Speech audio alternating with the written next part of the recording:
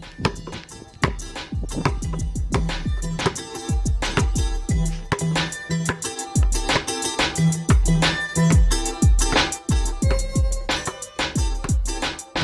Hoop Heads Podcast is brought to you by Head Start Basketball.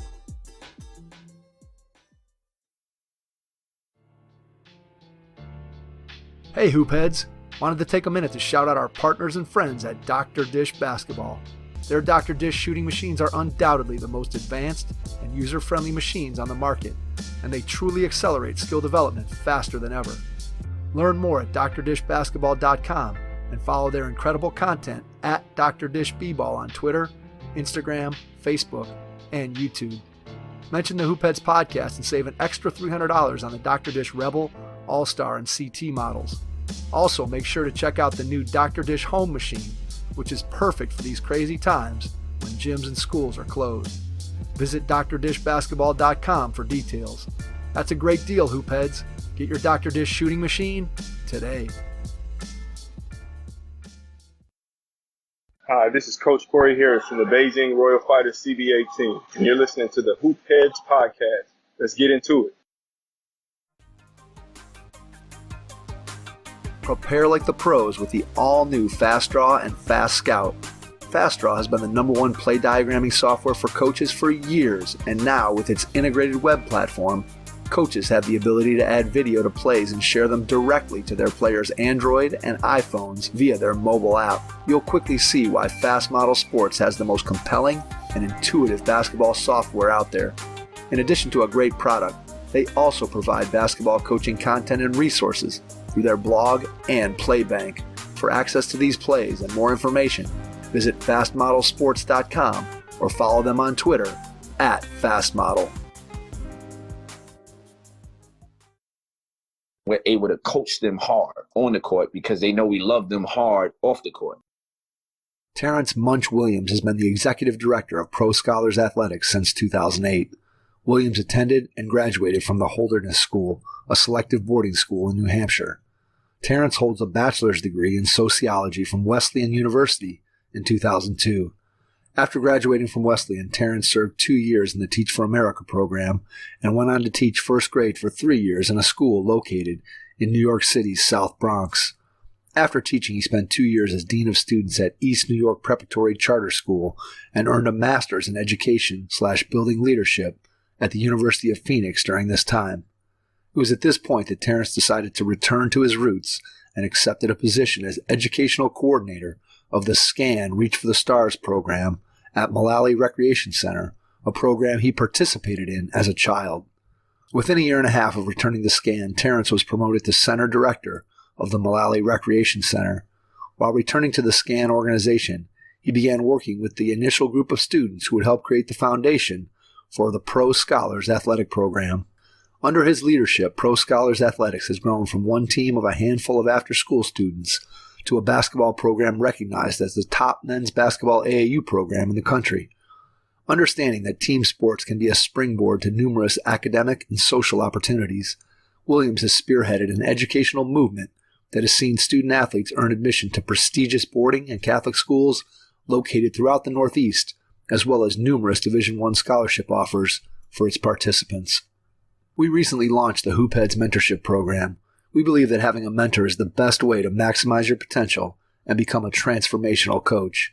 By matching you up with one of our experienced mentors, you'll develop a one-on-one relationship that will help your coaching, your team, your program, and your mindset. The Hoopheads Mentorship Program delivers mentoring service to basketball coaches at all levels through our team of experienced head coaches. Find out more at hoopheadspod.com or shoot me an email directly, mike@hoopheadspod.com.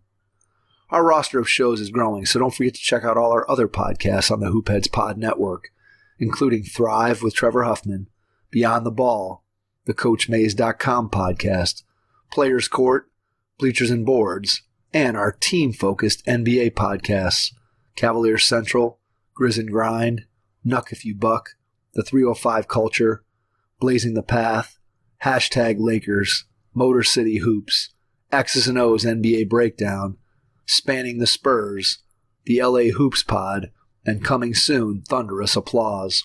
We're looking for more NBA podcasters interested in hosting their own show centered on a particular team. Email us info@hoopheadspod.com if you're interested in learning more and bringing your talent to our network. Grab your notebook before you listen to this episode with Terrance Munch Williams, director of the PSA Cardinals AAU program in the Bronx, New York. Hello and welcome to the Hoopheads Podcast. It's Mike Klinzing here with my co-host Jason Sunkel. And tonight we are pleased to welcome to the podcast Terrance Munch Williams, the executive director of the PSA Cardinals AAU basketball program. Terrance, welcome to the Hoopheads Pod.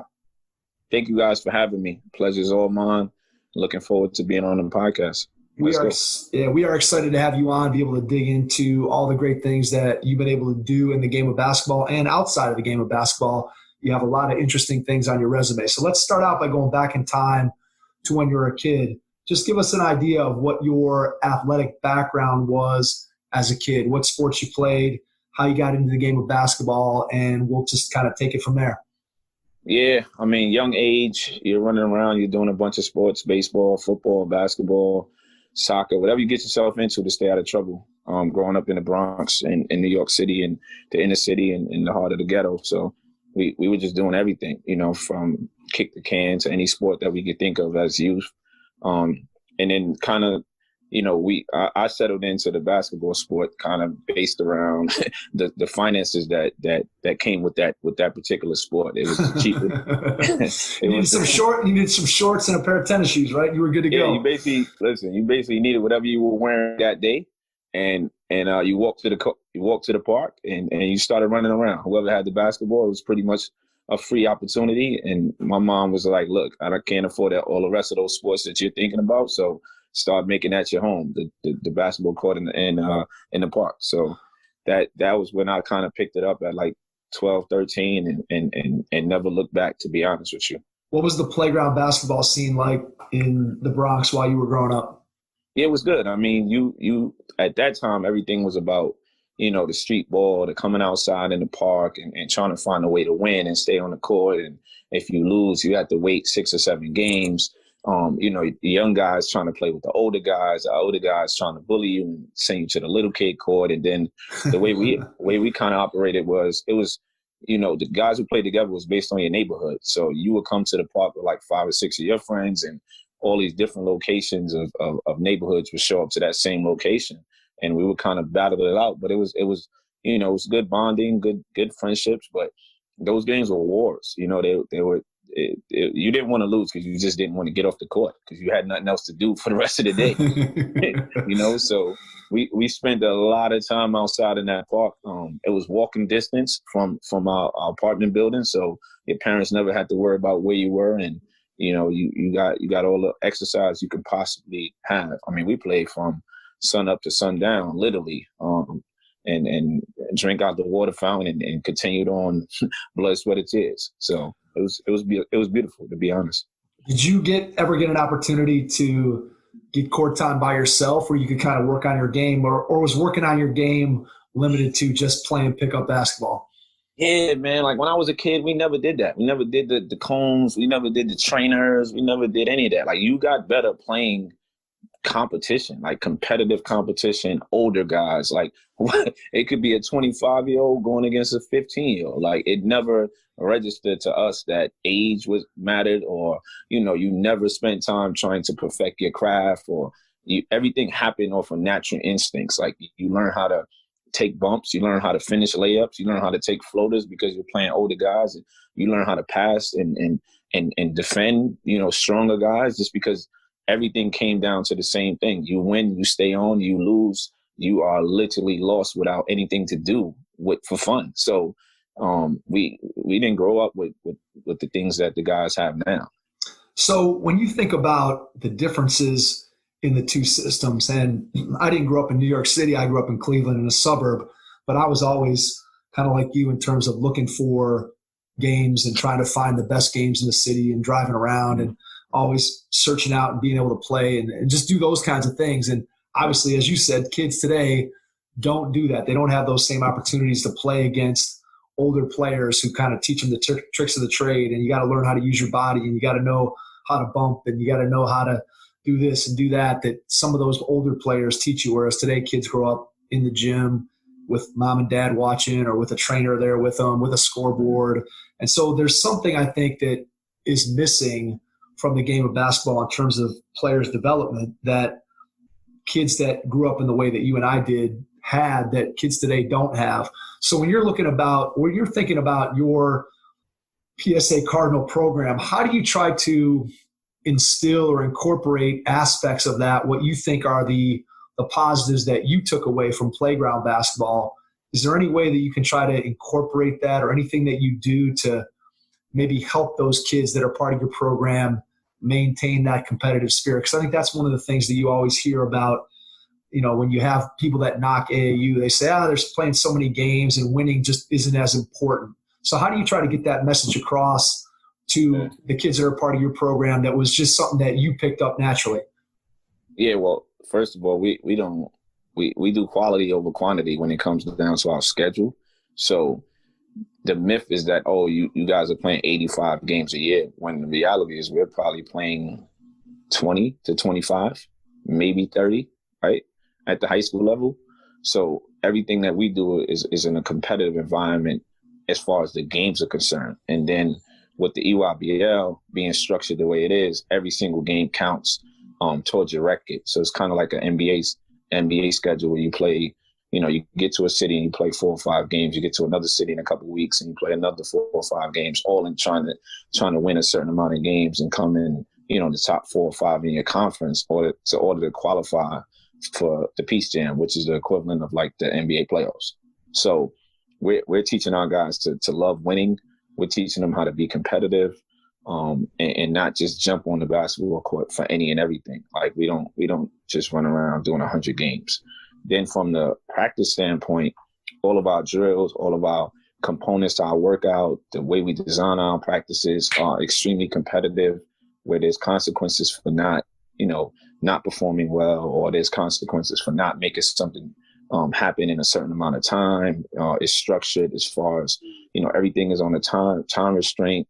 From any drill, from any shots, from any workouts, there's always some type of like goal orientated. So we're trying to build competitive guys within our practice structure. And then we practice for a long period of time. We practice 5 hours on a Saturday and 5 hours on a Sunday. So it's 2 hours on, 1 hour off, and 2 hours back on. And we're trying to build those guys' bodies and, make sure that they could perform while they're fatigued. And, that's the equivalent of what we did when we was younger. We would be in the park for a lot of hours and try to concentrate and focus when you're tired. And, 3 hours in, you're still trying to stay on the court. And it's kind of similar to our practices where, you can be going for 2.5, 3 hours. And then the third hour, we're going into shell drills and defensive rotations and box outs and diving on the floor for loose balls. So it kind of leads into each other. But we just try to get guys who honestly are at least somewhat naturally competitive and hate losing. And then we try to put them in environments where they have to compete in practice and then in games. I think by setting it up the way you just described and putting kids in those positions where you put, quote, pressure on them to be able to perform when they're tired, and obviously when you have the level of teams that you've been able to put together and the quality of players that you've been able to have, then you're putting those kids into situations where maybe they haven't been in those situations before, competing against other great players who are part of their team. Because let's face it, when you're on your high school team and you're on the level of some of the guys that you've been able to have as part of your program, those kids are clearly far and away the best player on their high school team. And so they kind of naturally become the leader of that high school team, the ball's in their hands all the time. And then they come and they play AAU basketball with you. And now suddenly they might just be one guy of 12, and you got to kind of find your place. So talk about how you maybe help kids to adjust to that mentally, that change from being the man to being a guy who maybe has to fit in a little bit more and find out what their role is to be able to help the team be successful.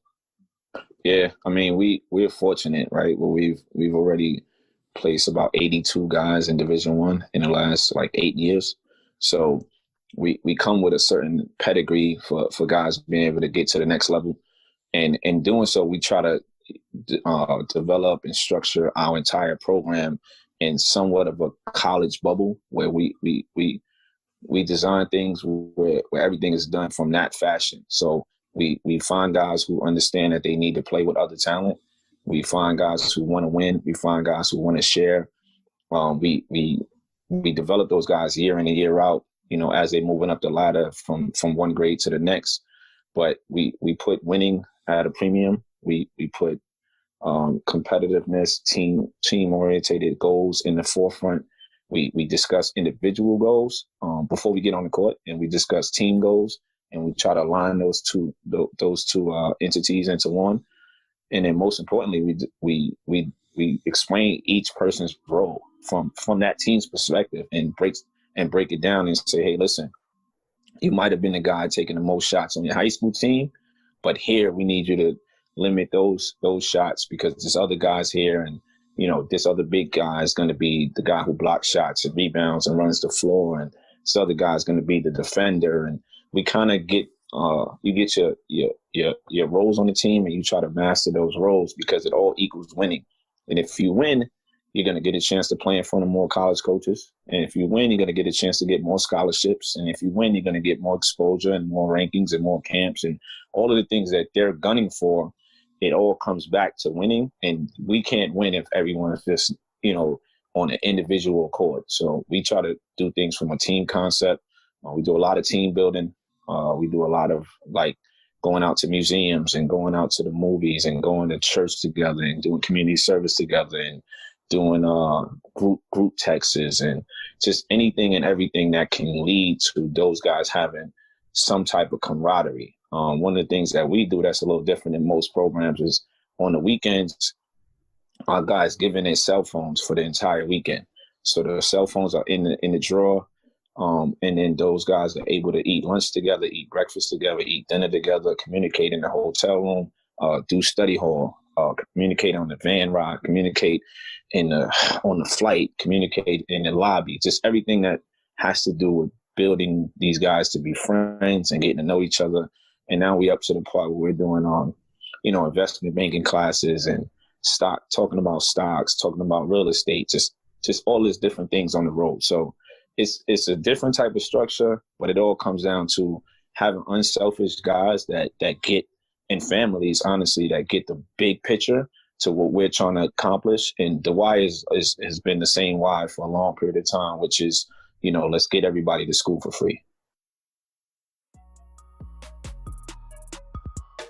Do you know where to hit the backboard for the highest percentage shots? Do you know when using the backboard is better than taking a direct shot? Be certain that you are taking the highest percentage shots by training with the Shoticle. The Shoticle mounts on your backboard to give you the location of the highest percentage shots. Train with the Shoticle, and you will score more. Basketball is a data-driven game, so don't ignore the data and the facts. We worry about the data so you can focus on shooting. Visit Shoticle.com now and start scoring more.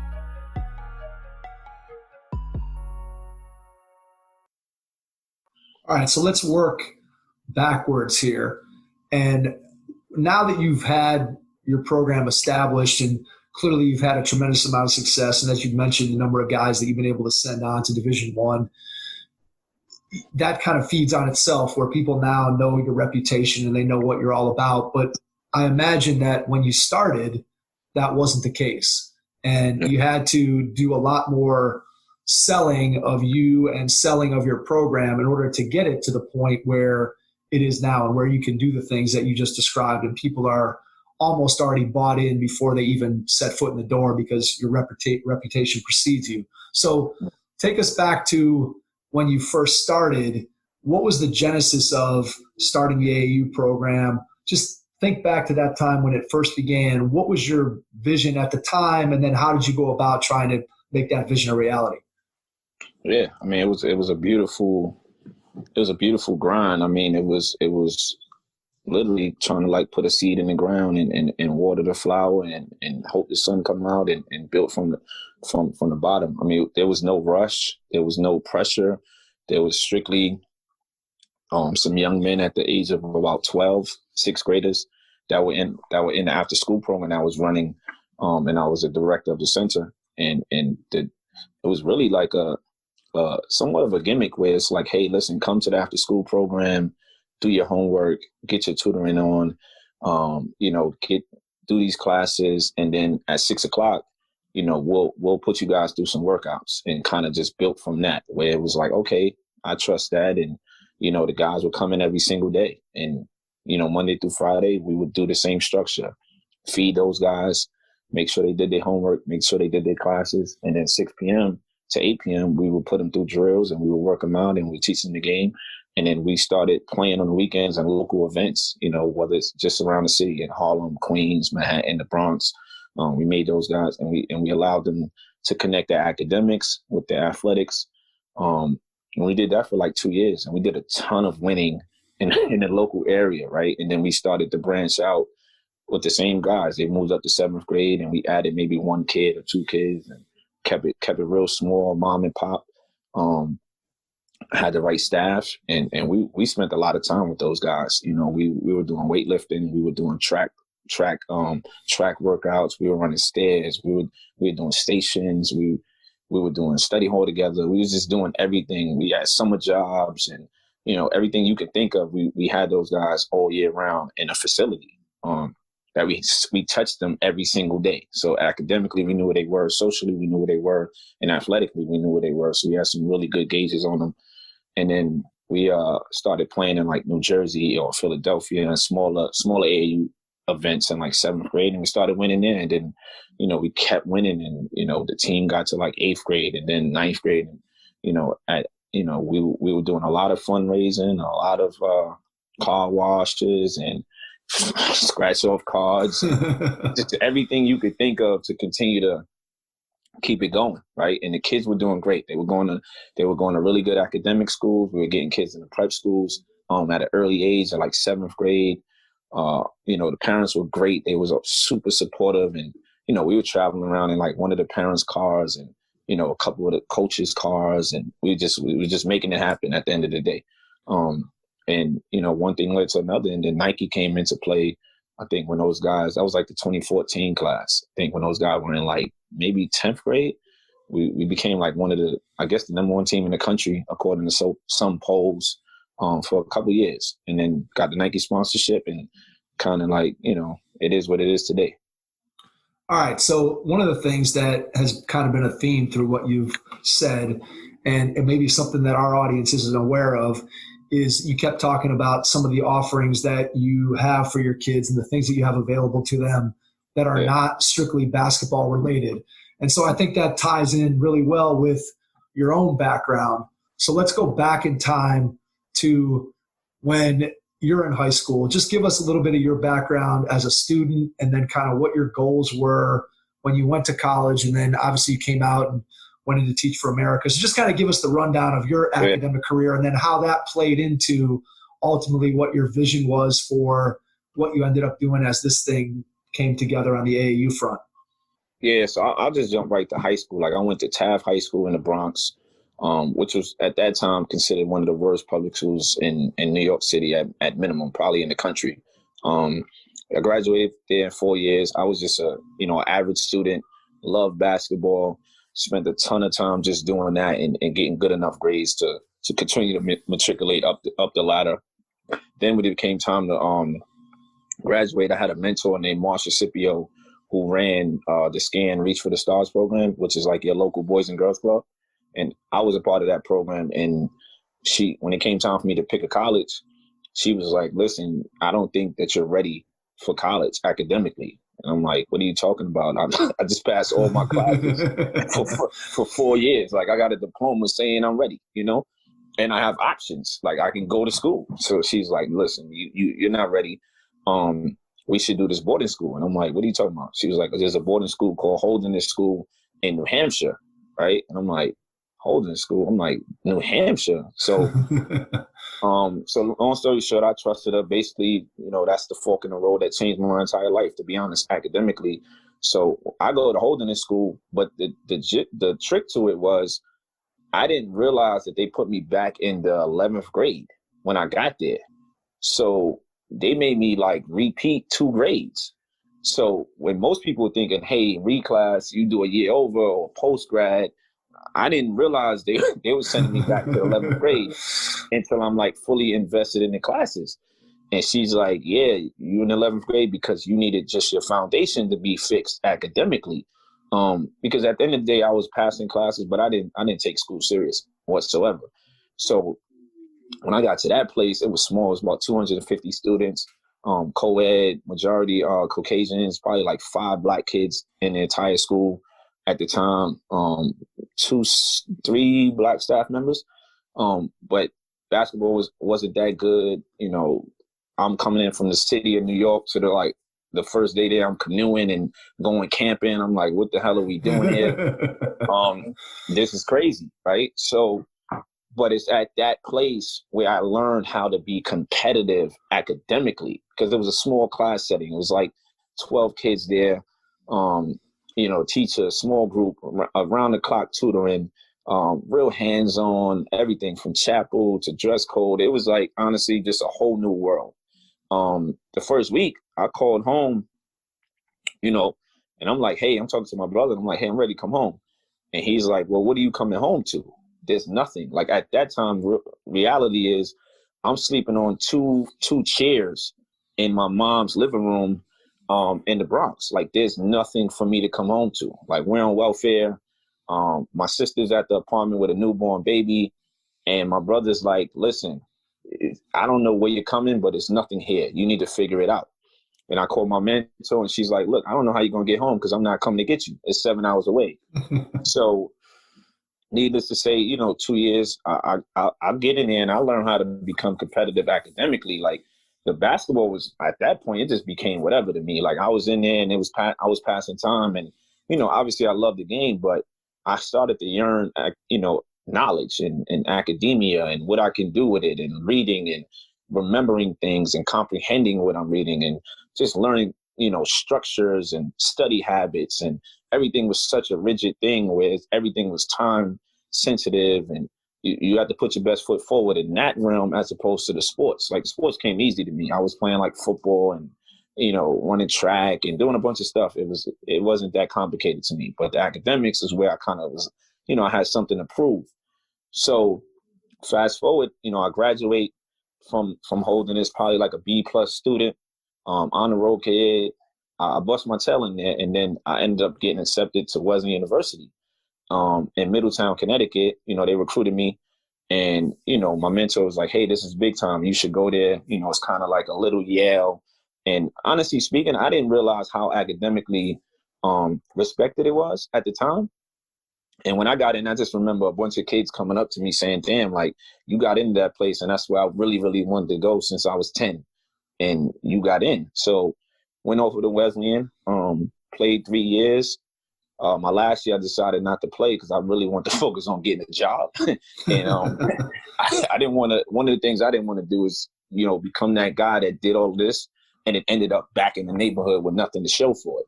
So my last year, I was like, look, I'm going to spend my time trying to figure out what I'm doing when I come out of this place, because I'm not going back to the hood with nothing. You know, my family's not structured in that manner where there's a job waiting for me. So I ended up doing, applying for like Teach for America. And then, you know, you go through the process and I got in. And once again, by the grace of God, a bunch of people were like, wow, that's really hard to get into. And I was able to come back to New York City to do the training. And then I ended up teaching like first grade in a community that I kind of knew from the neighborhood that I grew up in. So now I'm coming back and I'm looking like somewhat of a hero because I've already graduated from college, from prep school. Now I got a good job and, you know, I'm in grad school at Pace at night. I'm coaching. I'm just doing a bunch of things that are all positive, you know? So that's kind of where it starts at. And then, you know, the academic stuff, I took it serious once I got to Holderness School, and I learned the difference between, you know, the education that I was able to get from being a kid from the Bronx that was like a public school, my neighborhood, and the education that I was able to obtain from being at Holderness in pretty much the same age range, right? Like when I was at Taft, 16, 17, 18 years old, same thing at Holderness, those guys were that age, but what they were able to capture and afford and the resources that they had was completely different than what I had when I was young. So we tried to kind of move that into to what we do on a daily basis. And I say that from the standpoint of just giving guys different opportunities to let them see that you have the choice to go to public school, you have the choice to go to private school, you have the choice to go to boarding school. There's a lot of different opportunities that your family can have and can stretch your network base and can stretch your education level and things of that nature. You don't have to limit yourself just to what you see because you don't know about this other stuff. So we were able to walk them through that introduction of these other opportunities from boarding schools in Pennsylvania and Massachusetts and, Delaware, just up and down the Northeast. We kind of was able to open that door. So now we have a ton of guys in our program that go to boarding schools, and we have some guys that go to Catholic schools and a couple guys that go to public schools. So our framework has always been from the academics leading into the athletics.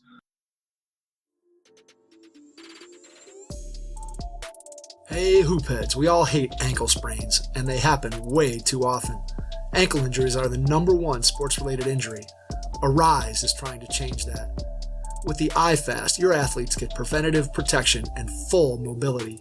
Athletes no longer need to wear bulky braces that limit performance and give mediocre protection. Anyone playing sports should be using these products. Keep your athletes in the game. Don't wait for them to get hurt to take action. Visit www.arise.com, spelled ARYSE,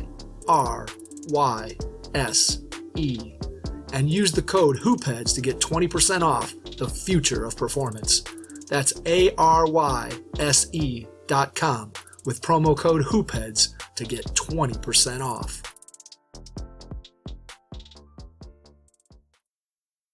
So do you think that when you first started taking academics seriously and then you get done and you apply to be part of Teach for America, did you always have it in your mind that for your career, as you started looking at what your options were when you graduated, that working with kids or being in education or being in coaching was what you wanted to do? Or did you have maybe something else long-term in mind? Because typically when you think of Teach for America, isn't it usually a 2-year program or a 3-year program? And then you could transition and do something else. Obviously you didn't necessarily have a teaching degree when you did that. So just maybe explain what your mindset was in terms of, was that a long-term play that you knew that you were going to end up with working in education and sports with kids, or was it something that you're like, I want to try this, challenge myself, and then you had something else in mind back when you first started?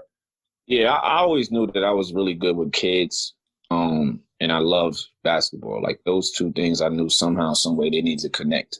When I did the Teach for America, when I learned like, hey, a lot of people are doing this program, and it's a bad setup from the standpoint of you're taking the least experienced people, right, in that field in teaching and putting them in the most deficit situations that these kids are in. So a lot of times people were just doing the 2 years to get the master's paid for and then moving on, right, to a different profession, or coming from being a lawyer into doing that, getting a master's and leaving.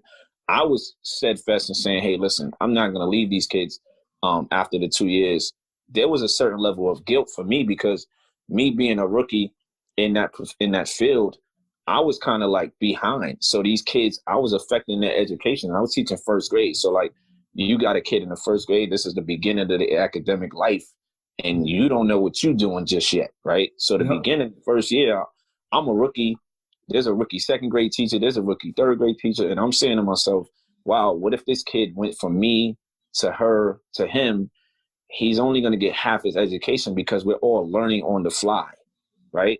So it didn't become all about the masses. For me, it became really about just, hey, I'm a black man in the heart of the Bronx, and sometimes for these kids, that's the first time they see a positive black man in their life as a role model, right? Their teacher. For some of them, their dads are not home, or for others, it's just like, I can be somebody. Look at him, right? Because I look just like them, right? Like there's weekdays where I'm dressing down and wearing the stuff that they want to wear. So I think for me, it was always just get your feet wet. And then once I learned, like, hey, you can really affect people's lives, I was doing the teaching and then I was doing the AAU stuff simultaneously. I mean, it's tiring, but I'm affecting a ton of kids at in one lump sum. So I didn't think that, I didn't know I wanted to be a teacher going into undergrad, or I didn't know how long I wanted to stay in teaching when I was getting my master's. But I knew that I didn't want to be just like the typical Teach for America guy, come in for 2 years, reap the benefits, and then walk away from these kids, right? Because there just wasn't a lot of guys that look like me in that building or in those buildings. So I kind of owed it to them, and I got better. And once I got better at it, I'm like, oh no, I could really affect these kids. Like I could take a kid from a first grade level to a third grade level in a year, because I know that the discipline that they need, and I'm them. Like I know what it's like to go home and there's no lights on, or go home and there's no one there to sit with you to do your homework. So I was designing a bunch of different ways for them to get things done in advance, where they didn't have to worry about mom or dad helping them when they got home, or having them come early to school to get certain tutoring done. Like I eliminated all of the excuses that they would have being kids from the inner city, because my story was worse than theirs. Like I've been homeless, I've lived in shelters, I've lived in crack infested buildings and everything that you can think of. It was worse than their situation. And when I told them my story, they were like, okay, Mr. Williams, whatever you want us to do, let's do it. And it's the same thing now with the PSA guys. Like your story's not worse than mine. So if I'm here today, then you can actually do better than me. All right, let's zoom out for a second, big picture, because I think what you just described, when we start thinking about how we can have an impact on, because both Jason and I are teachers. So I teach right now. I taught third grade for a long time. I taught fifth grade for 14 years. Now I'm teaching K to six phys ed, and Jason's taught fourth grade, and now he's teaching eighth grade math. So we're right there. We're right there with you in terms of being, educators. I've been doing it for 20 some odd years, whatever. This is year 11 for me, Mike. All right, 11 for me. You're getting old. You're getting old, Jason. So I think one of the things that, we always talk about, and that, you hear talked about in education all the time, is, how can we close that achievement gap? How can we make certain that the kids that need, as you said, I thought one of the interesting points that you made was, here they throw me in there in the worst possible environment with kids who are in desperate need of having not a beginning, new, not sure what he's doing teacher, but those people, those kids need the best teachers in front of them to be able to lift them out of the situation that they're in. So if you look at the big picture, do you think that what you did is the way that it has to be done in order to affect change? In other words, I think it has to be almost one person at a time, with the type of passion and the type of story that you brought to the table to be able to impact. And to me, it comes down to more of that one-to-one, just look, I'm determined to be able to help these kids. Because I think a lot of times we hear about these big sweeping educational reforms that don't go anywhere. And I think your story, as I'm sitting there listening to you tell it, to me, that's just a story of like one guy saying, I might not be able to change 10,000 lives, but I might be able to change 50 through what I'm doing. And to me, I think that's where you really start to see change, when there's people that invest. Again, you went back and were fortunate to be able to invest in the community where you started. And that to me is that's powerful. Yeah. So when you think about that, and you go and you look at your time in the classroom, and what do you think was the most impactful piece of what you were able to bring every day? Do you think it was the fact that the kids could see themselves in you? Yeah, first of all, you're starting at a young age, right? Like you can get them before those deficiencies kick in. Like you guys are taught fourth grade, fifth grade, like there's a high probability that kids in the fifth grade is on the third grade reading level, right? Or there's always those stories. Like for me, I was able to put them on the right. Once I was good at it and I understood the ins and outs, I was able to put them on either the equal track or even further along, in case the next teacher that they went to wasn't as passionate as I was, or didn't have that same why, or didn't have the same connection to the kid. So a kid can walk up to you and be in the mid-second grade level in September. You know what I mean? So I think having that desire to just make sure that they weren't behind when they went to the next step, or they were ahead in case some things went left in their life, But they tell you, like, I think it's, if you don't know how to read by the third grade, it might be completely over for you, right? So me having these guys and these young ladies at a young age, I made education fun for them. Like, we had structure and obviously procedures to everything that went on in the classroom, but we made learning fun. And that's the time when they're sponges, where everything for them is just about, I can learn anything. Like, it's magical for them in their minds because they don't know anything. They're starting from scratch, right? And now you're teaching them multiplication in the first grade, and double digit multiplication and division and all these things that they're going to learn, at the next grade. And I'm telling them, hey, listen, we're going to do some second grade stuff now, or we're going to do some third grade stuff now. And they're excited because they just want to keep learning new things.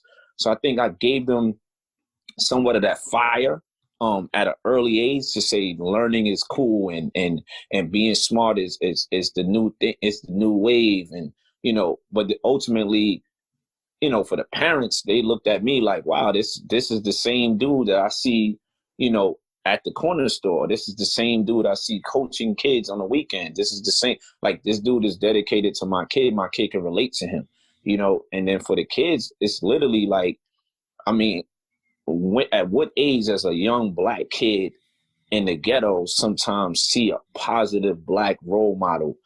That can take you to 10, 11, 12 years old, sometimes longer than that. So I was able to say, okay, I got to be on point. And it kept me structured, honestly, like away from work and away from coaching. I always knew that I couldn't mess up because you're in a profession that requires you to be on point. So these kids are seeing, I think that's the biggest thing. They're seeing someone that resembles something different in the neighborhood drug dealer or the neighborhood gangster or whatever it is when you're trying to walk in the front of your building. Like, my teacher looks like these guys, but he's different.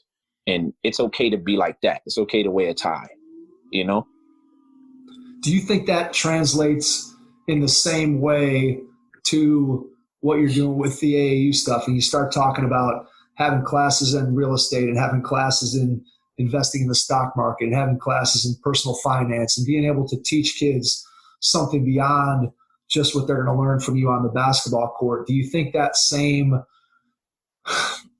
feeling of being a role model, or that same way that those kids who, they're not in first grade anymore, maybe they're 13, 14, 15 when you're seeing them for the first time, but do you still feel like that same power that you have to be an inspiration, to be a role model, do you still feel like that same thing enables you to have an impact on those kids and their families, even though they're at a little bit older age? Yeah, I think it's even bigger now because, like, our mantra is own your destiny, which is control your faith. Don't allow somebody to put you in a box. Be a boss in your own right.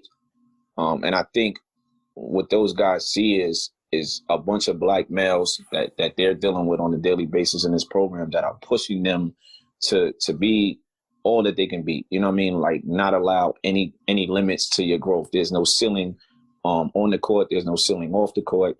There's free space to try new things, whether it's poetry, whether it's being a violinist, whether it's, being a pastor, just different things that you might be into. We give you that freedom to try it along with your basketball talent. You want to be into photography, bring your camera with you on the road. So I think when these guys looking at, I'm kind of like, in the entire staff, we're kind of those guys, lawyers, like they're Johnny Cochran's to be able to protect them from the world and allow them to challenge themselves in different ways outside of just the basketball. And it's weird because as I go forward, I see things that I'm like, wow, like I didn't realize they were watching me to that capacity. Like, I see guys get older and start, wearing stuff that I was wearing, 5 years ago or 3 years ago. Like, I have this thing where I like Gucci, right? And the guys who make the NBA, the next thing I know, they're wearing Gucci and they're teasing me because they, when they didn't have the funds to get it, it probably was something they was idolizing, right? But they also know that it comes with hard work. It comes with dedication. It comes with, this innate desire to be great and to be the best at something. So everything that we're doing as the leaders of the program, we do take the understanding that they're watching every move we make, and we need to be as best we can possibly be every chance we get, which is why you don't see me on social media or anything like that to showcase anything negative. So I think what I'm doing is similar now, but is at a higher level. Like you're talking to kids about balancing their bank books, and you're talking about like, the younger guys, we probably was the first ones to buy them a wallet and try to teach them how that symbolizes manhood. And, we're talking about teaching guys how to wear a tie, and they're teaching other guys how to wear a tie, and just to be selfless and do these community service projects in your community and how to give back. So it's a lot of different layers to it. But the simplest thing is to know that you're a role model and not a basketball coach. Like I tell people all the time, like I deal with these guys 12 months a year, 365 days, right? I coach 25 to 30 games. I don't think I'm a basketball coach at this point. All right. So my question that goes along with that is, you've mentioned a couple times your staff. So clearly the type of person that you are and the type of role model that you want to be, if you're going to bring on somebody to be a part of your staff, you want them to espouse those same values and be the same type of role model that you are. So can you tell us a little bit about how you've put together your staff, where maybe the background is of the people that you've hired to work with your kids, and just what that process is like, and how you manage and lead your staff? Yeah, I mean, first of all, I mean, every coach in the program is college graduates. We want our guys to, when we're preaching academics, we want them to know that the guy to your left and the guy to your right has walked the walk that we're asking you to walk. So we want to make sure that we have that in shape. Then we have loyalty and respect and just good people. Like we don't select people to be part of our program based on X and O's from a coaching standpoint. We really recruit guys based on who they are and their morals and being aligned with the vision of making these the best kids possible. We're not even a staff. Like it's weird because when I say the word staff, I feel like I'm belittling their talent, right? And the people that's next to me. These are literally my brothers, because at this point, the guys that I'm working with every day are people that I go to their baby showers. We go to their weddings. We hang out. We go to double dates. We go to movies. We're like connected, right? These are not just people that I see on the weekend. These are my friends, where everything that we do is connected. So, I mean, I got smart people around me, and I think anyone that understands how to run a business will tell you, hey, surround yourself with people that know more than you, or surround yourself with people that have, they can cover your weaknesses. So while most people look at me and say, hey, this is the leader of the program, it's so broken down to these different departments, where every department has, like a Steph Curry, or this guy's the equivalent of having Kevin Durant. This guy's the equivalent. I might be LeBron, but, I got Chris Paul. Like, everybody that's with me and, that we work together, they're elite at what they do. I always tell people they're bosses. We don't have any yes men, so there's going to always be some tug of war over becoming better, right? We have knockout, dragouts, because we're trying to get better at our craft. And if we're better at our craft, our kids will become better. So the guys next to me are they're phenomenal. Like everything they do, if you look at like our social media, you look at how we do community service, you look at, how we structure our road trips to our study halls. This is all in-house. Like we don't hire anybody outside to do our events, to our college recruitment, to our marketing. Like everything is done inside. Like we do our own podcast, we do our own interviews. Like it's literally just, maybe 20 to 25 guys and everybody's really, really good at what they do. Yeah, when you can put that together, I think what you said about surrounding yourself with people who are smarter than you, better than you, can fill in your weaknesses. I don't think there's any doubt that as a leader, when you can do that, that allows you to be able to grow exponentially beyond what you might have been able to put together and do yourself. Hey coaches, parents, and group leaders. I want to introduce you to our newest sponsor, SnapRaise. SnapRaise is the nation's largest digital donation platform built to help teams, youth groups, and clubs raise money quickly and efficiently without selling products. SnapRaise builds your group a customizable campaign website, and students use their mobile devices to connect and engage with their biggest fans.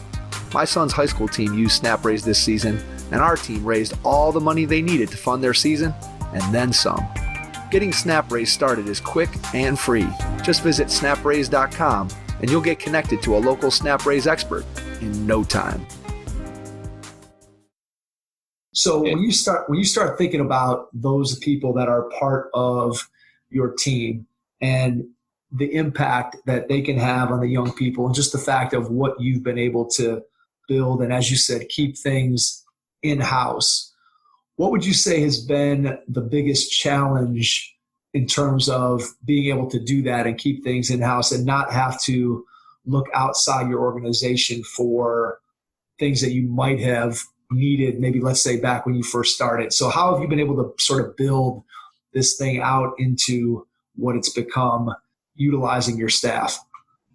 Yeah, I mean, I think the biggest challenge is if you call it a business, but you're working with family members, right? So, and then when you have family members, you're in a space where things that you want to get done or accomplish in a certain manner, you have to use a certain language, you have to be delicate, or you can just, argue it out, but it's going to somehow affect your friendship, right?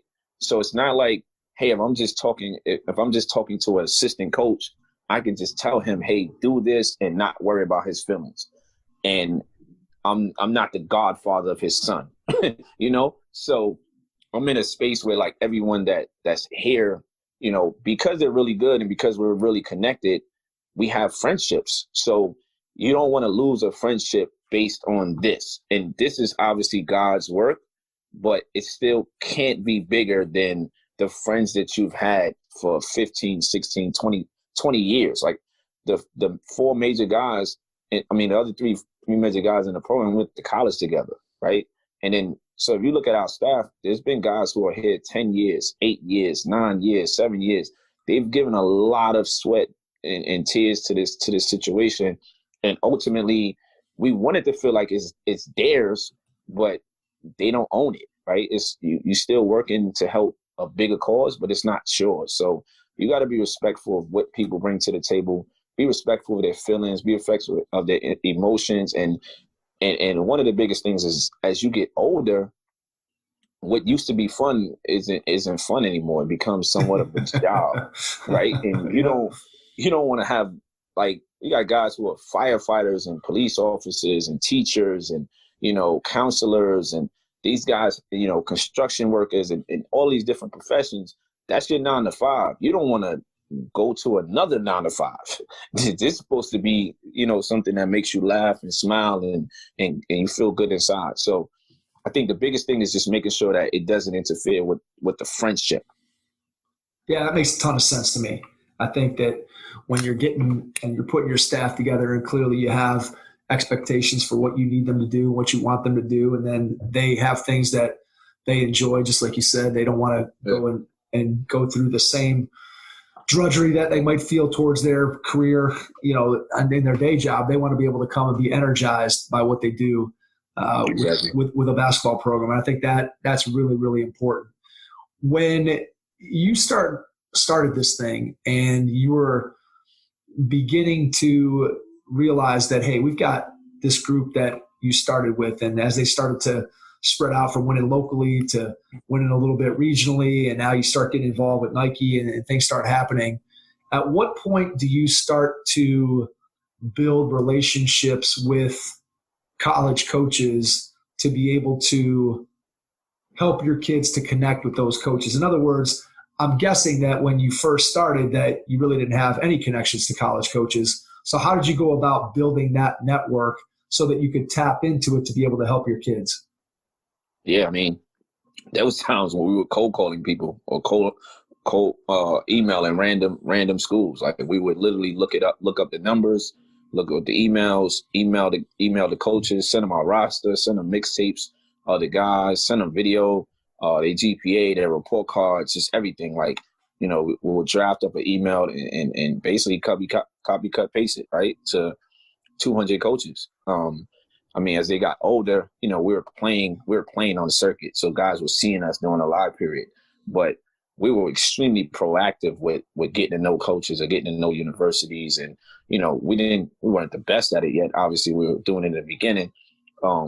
But we didn't have any issues with once we got business cards and we followed up and, we were proactive. We were going after it and wanted to make sure our kids were all aligned to get to college, because no matter what you do in this game, if the kid doesn't get to college, you failed. Like, that's it. There's no rhyme and reason behind it. There's no excuses. If that parent trusts you to take a kid from 12 to 18 years old and he doesn't make it to school, especially for free, they're looking at every single trip you took and everything you did was just for nothing. So our job has always been, no matter how it has to happen, these kids got to go to school for free.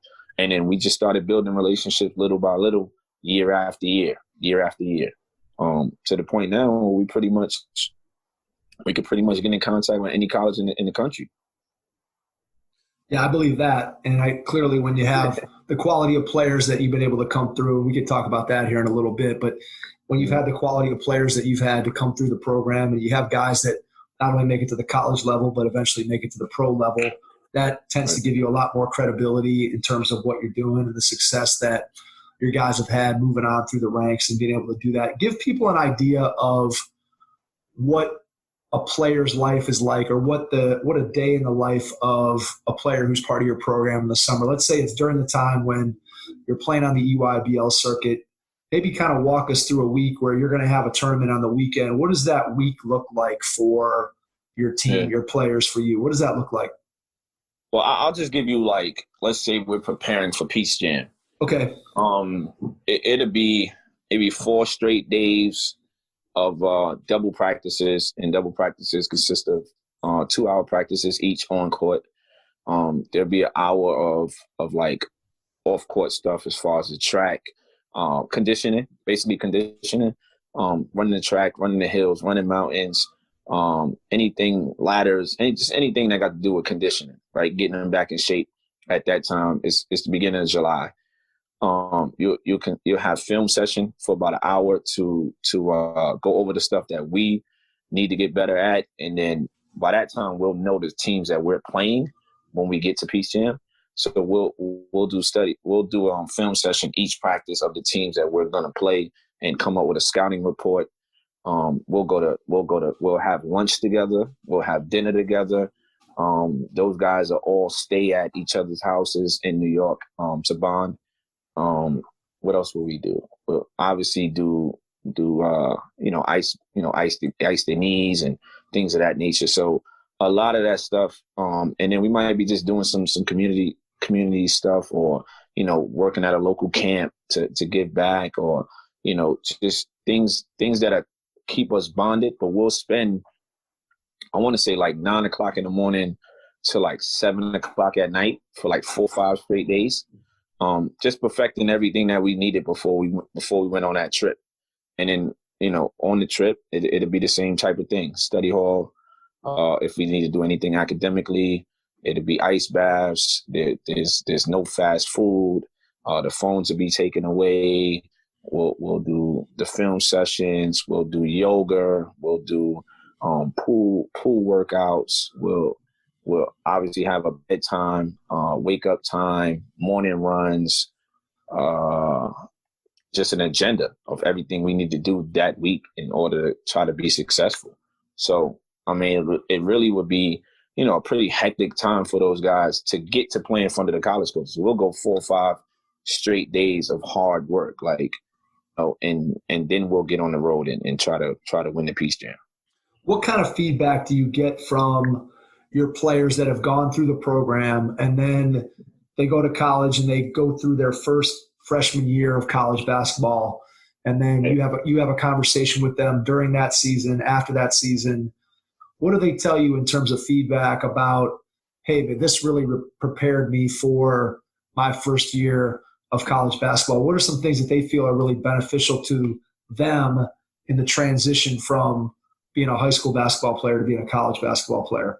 Yeah, I mean, I think it depends on your level too, right? If we got guys who who are going to like the Ivy League, the Patriot League, low major, they're like, this is easy. Like the practices that we are, the practices that we have are harder.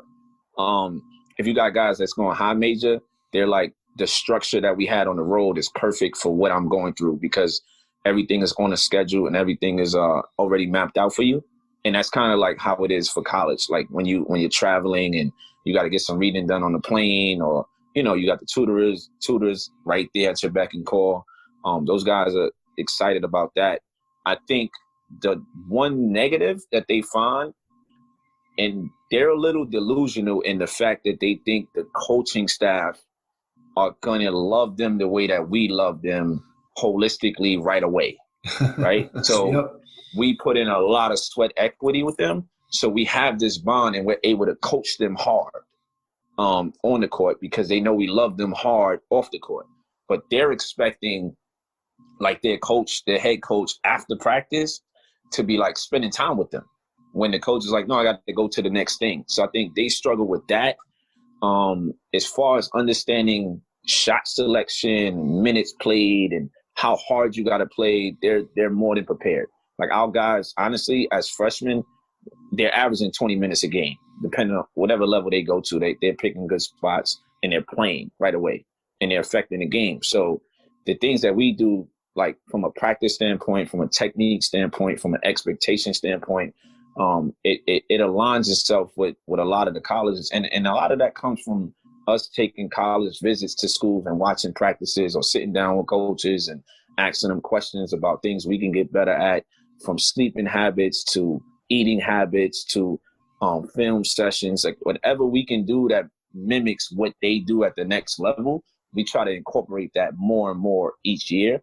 So that way the transition is not difficult. But a lot of our guys feel extremely prepared. I mean, obviously the speed of the game is faster, right? And once they really get a chance to attack the weight room, the strength of the game, catches up. But we've been fortunate enough with college coaches are like, listen, he's coachable, he works hard, he's on time, he's ready to work. You can coach him hard. He's not emotional. Like, these are the things that they need you to be ready for. And they're great teammates, right? They understand their job and what they need to do, and they understand production is what keeps you on the court. So, I think a lot of the stuff that we do does translate to the next level. Now, the guys who don't win, there's a psychological warfare with those guys. Like they struggle mightily to handle that because they're so used to being successful from a winning standpoint. And when they get to college and they lose a couple games in a row, it's not always the easiest thing to deal with. Which is probably a good thing. Yeah. So when you're talking to players and parents while they're still part of your program and having discussions with them about what their college opportunities are going to be, and obviously you have players that play at all different levels that come out of your program. And so clearly one of the things that I think is really key to being a good coach on any level, whether that's an AAU coach, a college coach, a high school coach, is to be able to speak directly and honestly to the players about what it is that where you think they can play and what level. So how do you approach those conversations with parents and players where maybe the parent and player might have a slightly inflated view of the level that kid can play at, but you have a much more realistic view because you've gone through the process multiple times with lots and lots of players. So just tell us a little bit about that conversation and what that looks like. I mean, that conversation has to be led by honesty. I mean, if you think about it, at that time, you're pretty much done with AAU. So what's the worst thing that's gonna happen? The parent's not gonna say, "Hey, I don't want to play for you anymore," right? Right, exactly. So at this point, you're doing a one-on-one meeting, right? And you're having a conversation to say, "Hey, listen, I know you might think you're a high major, but here's the schools that are recruiting you, right? And what is the position that you want to be in? Do you want to continue just to wait on something that's not going to come?" Throughout my experience, I can tell you the truth. I think his son is a mid-major. I think he should pick the best academic school on this list. and we talk about what do you want to do after basketball is over? What type of degree do you want to have? Which school has the most minutes for you? What style of play do you fit? Which college, the coaching style, can your kid handle? Like, if you're a kid who can't take yelling, there's a couple schools you don't want to go to, right? It's just, I watch the game. So I think the place that I come from is I'm coming from a knowledge-based form where I watch a lot of college basketball. So I know way more than them, right? And I just try to position them to understand, like, you know, what's best for now, but what's also best for later, and how is your kid going to be happy? Because there's not a lot of kids who are not playing and they're happy. So happiness is important while you're in college, especially if you're an athlete. So, I mean, it's definitely from a one-on-one standpoint, you're going to have a list. Then the real question comes into, like, when is the best time to commit? You want to have a relationship. You want the school, hopefully, to have a relationship with your AAU program, because you want that school to feel, in a sense, obligated to make sure this kid is in the best arms, because they want to continue to recruit from this program, right? So you don't want to just be out there doing it on your own as a parent or two parents. You want to help. You want to have the programs backing and everyone to be on the same accord.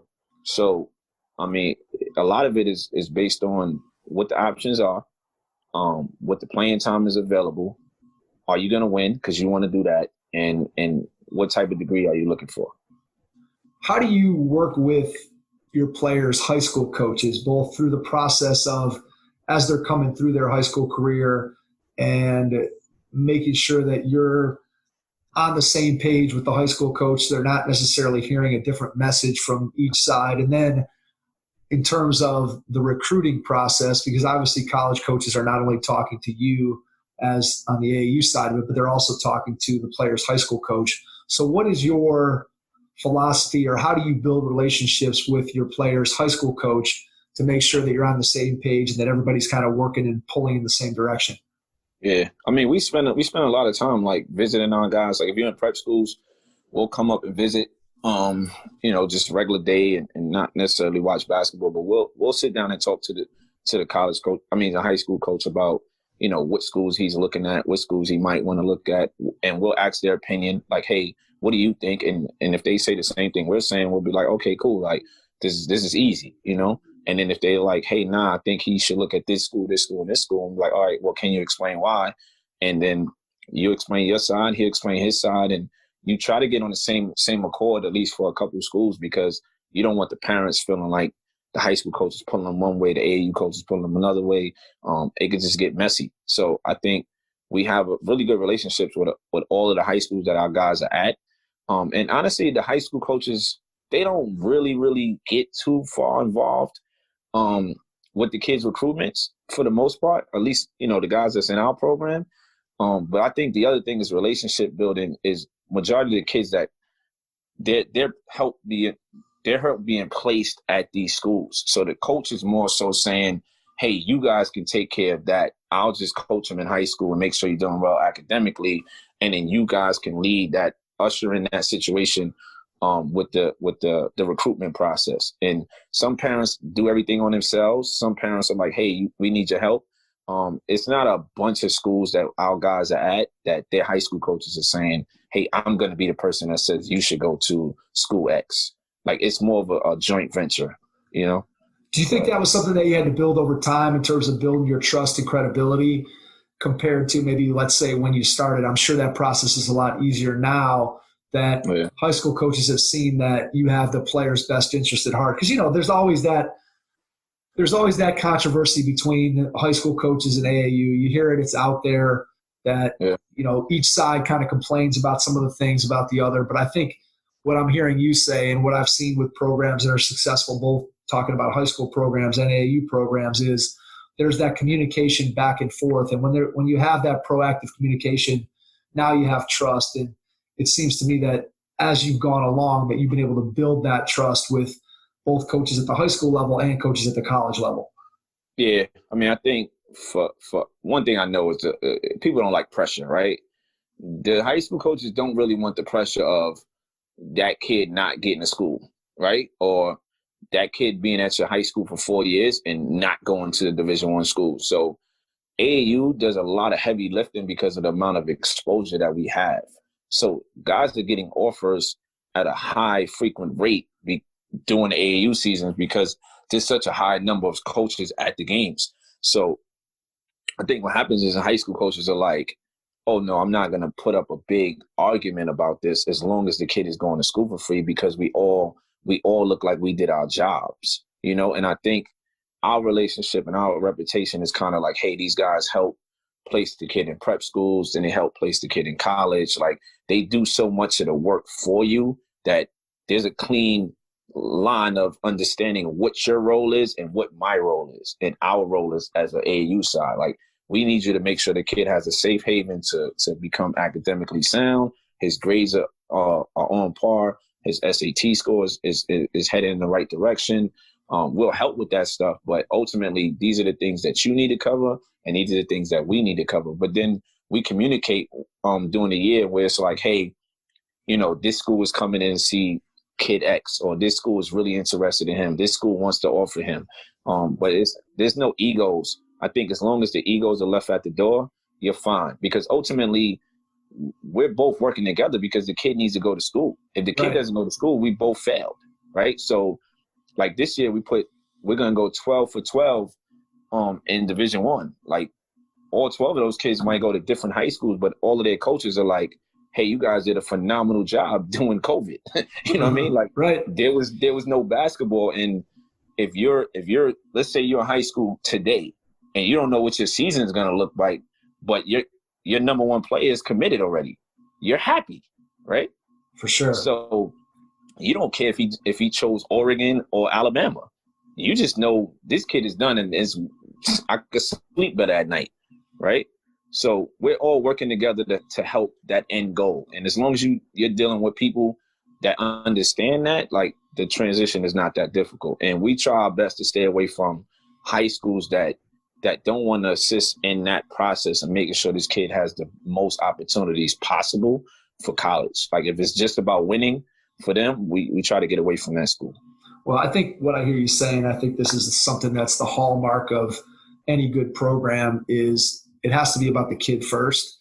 And when it's about the kid first, you as the adult, if you're putting the kid's best interest ahead of your own best interest, then that's when you're going to end up getting the best results. And that is what builds more trust and more credibility and allows you to attract more players and be able to have a bigger impact. And I think it just kind of feeds on itself. I want to give you a chance to name drop a little bit, and just I'm going to ask you this question.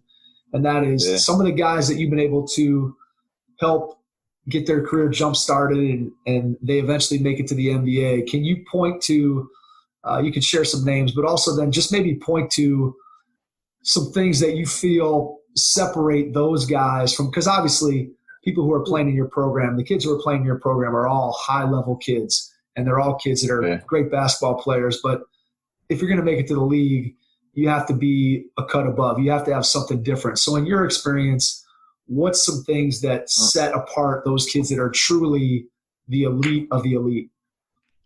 Yeah, so I'll go by the names, and then I'll kind of like try to go backwards. Sure. So you got Chris McCullough.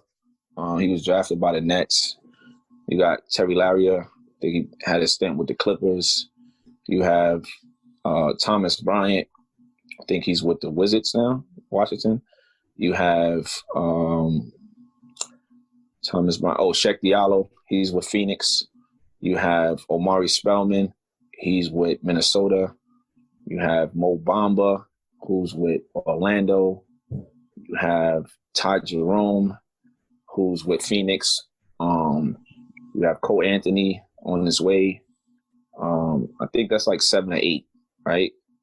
So I think what separated a lot of the guys with the size was the fact that they could stretch the court. So if you look at McCullough at 6'9", 6'10", he could shoot the three. You look at Thomas, same thing, 6'10", he could shoot the three. You look at Omari Spellman, 6'9", 6'10", he could shoot the three. And then Mo Bamba, 7 feet, he could shoot the three. And then what happened with Diallo was his motor, right? Where he was just fearless with the amount of energy that he played with. So, and he was productive. So no one's turned down production, right? Like Yep. no matter how no matter how you do it, it was getting done, right? And then I think what separated Ty Jerome from the pack was his elite size for a point guard at 6'5", and his shot, his ability to shoot from range, but most importantly, his IQ, like his feel for the game, his understanding of the game, all of those things. So, and then obviously being at Virginia and winning, and the NCAA tournament run, that helped him. Like, we've had two guys win national championships. I think the last two national championships have been PSA kids: Amari Spellman at Villanova and Ty Jerome at Virginia. And then obviously Cole's going to get drafted. I think just his competitive nature was something that separated him from his entire class in the 2019 group. So, I mean, that's pretty much how their makeups were. But just guys who had the moons and the stars aligned for them, man, and they made it to the highest level, and they're fortunate.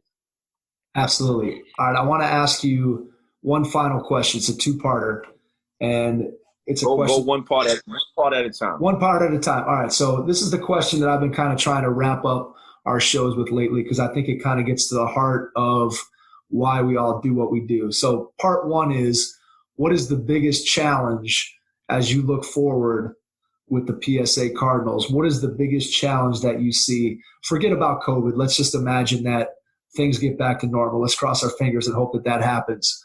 What do you see as being the biggest challenge to be able to continue to sustain the success you've had and continue to grow what you've built? Yeah, the biggest challenge, one is is a couple. I'll say this. One is making sure that us as a unit, as far as the adults that are entrusted in making sure these young men try to reach their goals, have enough energy, right? And fire in our stomach to continue to do the best job we can, not slack off, not take days off, or not become complacent with the level that we're at today. Like, find a way to continue to become even better. That's the first thing. The second challenge, I think, is a community-based challenge where I'm trying to get us to be considered the program that's the program of the entire New York City community, right? Where the resources and things that everyone needs, we can help provide those resources in some form or fashion, where it's not like our structure, our deal, like our house is open, right, to everyone that we can help in some form or fashion. And in line with that, the ultimate thing is getting the respect from New York City, in my opinion, the way that we got respect from around the country. So, in saying that, if you ask people around the country their opinion of PSA, they'll say stuff like, man, they're one of the top five programs in the country, top 10 at minimum.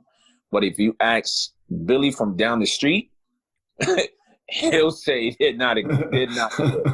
It's so funny you say that, because I have seen that play out. I had somebody actually, I was on a phone call with a guy, and his quote was, and it dovetails perfectly what you just said. He said, it's hard to be the expert in your hometown. And when he said that, I was like, man, that is profound. And that is exactly what you just described. So interesting, very interesting answer. Yeah. It's based on competition, though. The You're people right. next to you are in competition with you. So you will almost have to let your guard down to accept love or give the flowers to someone that they deserve before they pass away, but take away competition so you can do that. But because they're so caught up in competition, it's hard to say this person is really good at this. Like, I've had conversations with people where you can give them legitimate factors that said, we're better than you at something, right? Like in mathematics, if someone said, hey, I put 82 kids in college in 8 years, and you put 40 kids in college in 8 years, everyone in America will say, well, this program is better at putting kids in college than you are, right? But someone would say, no, 40 is higher than the 80. Because they're in competition, so they can't admit that. So it's just a weird dynamics. But you want to end the situation on a note that says you get the same amount of respect in home as you got around the country. That's like one of my challenges. Excellent answer. Makes complete sense to me. I can totally relate to what you just said. All right. Second part of the question is your biggest joy. So when you get out of bed in the morning, what makes you excited to come into work every single day and get to do what you do? My biggest joy, honestly, is that I'm working with friends, and I have the ability to manipulate time. So like if anybody knows me, they'll tell you like this guy doesn't do alarm clocks, but he's always on time and he's always doing everything minute by minute or hour by hour. But I'm a self-motivated person. So having this non-for-profit, having this organization allows me not to have to deal with a lot of red tape or people trying to tell me what to do. Like I have options, right? I have options with my time as much as I can. So as adults, we want as much time to ourselves as we can get, but we ultimately have to work 8 hours a day for the most part. So I'm able to steal time at the end of the day. And time is the most valuable commodity in the world at this point to me. So I'm able, that's the biggest thing. When I get out the bed, I know that if I just handle everything the way I need to handle it, I'm going to be able to steal time from the universe. Makes sense to me. I think you're 100% spot on with the fact that we all could use more time. I know that I could use 26 hours in a day for sure. I'd have plenty to do in those other 2 hours. Trust me, Terrence. Trust me when I say that. All right. Before we wrap up, I want to give you a chance to share where people can find out more about your program, find out more about you and what you guys are doing with the PSA Cardinals. And then after you do that, I'll jump back in and wrap things up. Yeah, man. PSA Cardinals on Twitter, PSA Cardinals on Instagram. Follow the website, PSA Cardinals. And if you really want to know, like, we like to tell our own stories. You can find somebody that knows somebody that knows somebody, and they can get you my phone number. And then you'll get all the answers you want. There you go. So. Done. All right.